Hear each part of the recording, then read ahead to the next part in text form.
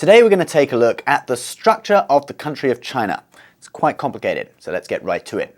Now, China used to be called the Celestial Empire, or Tianchao, but then in 1911 nationalist revolutionaries toppled the Qing dynasty and set up the Republic of China, or Zhonghua Minguo in Chinese.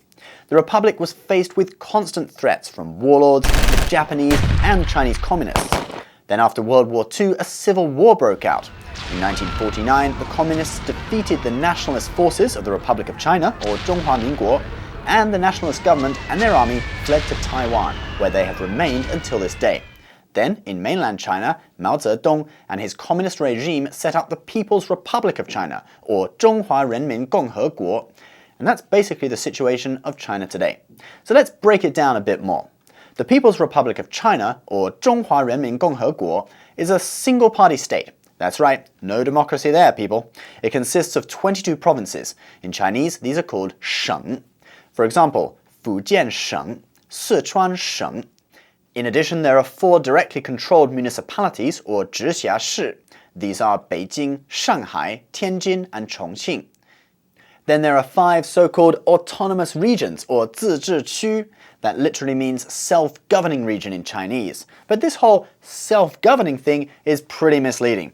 Take the self-governing region of Tibet, for example. It gives the impression that the Tibetans are really governing themselves. But actually, although there are ethnic Tibetans at high levels of the local government in Tibet, they are still loyal Communist Party members, and Tibetans' human rights and religious freedom are still being suppressed in Tibet. In addition to the 22 provinces, or sheng, the 4 directly controlled municipalities, or zhixia-shi, and the 5 so-called autonomous regions, or zizhiqu, there are also 2 special administrative regions, or 特别行政区, namely the former British colony of Hong Kong and the former Portuguese colony of Macau. In Chinese, Hong Kong is called Xianggang, or fragrant harbour, and if you want to be cool and say it in Cantonese, the local dialect of Hong Kong, it's called Henggang. Macau, in Mandarin, is called Aomen.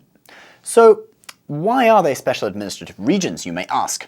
Well, the British handed Hong Kong over to the communists in 1997, and the Portuguese handed Macau over in 1999. Since the people of Hong Kong and Macau were used to a certain level of freedom, suddenly being subjected to the type of suppression and lack of human rights that mainland Chinese citizens are under, perhaps would have been a little bit of a shock to them, and cause international uproar. So the British, being the gentlemen that they are, proposed a compromise with the communists. And the communists, knowing that they couldn't suddenly turn Hong Kong, one of the world's most important financial centers, into a people's commune, agreed.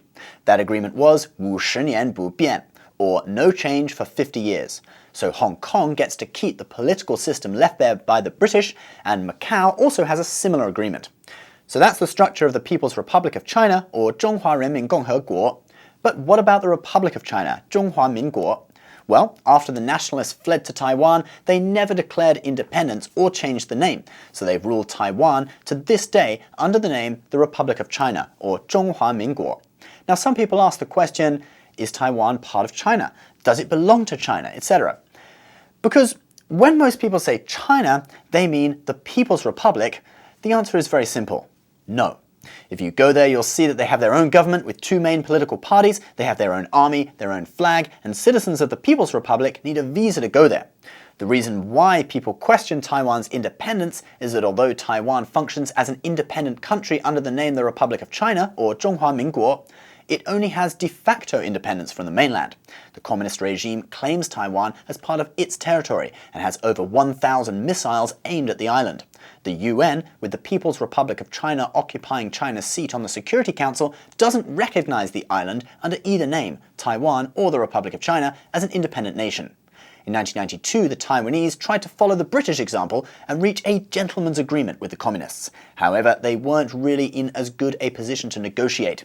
They agreed on something called the One China Policy, or 一个中国政策. An agreement between China and Taiwan that acknowledges that there can only be one legitimate representative of China, yet each party can choose their own interpretation of who represents China.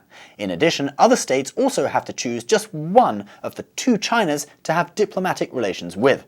They can't have both. As you can imagine, most of them chose the larger People's Republic of China.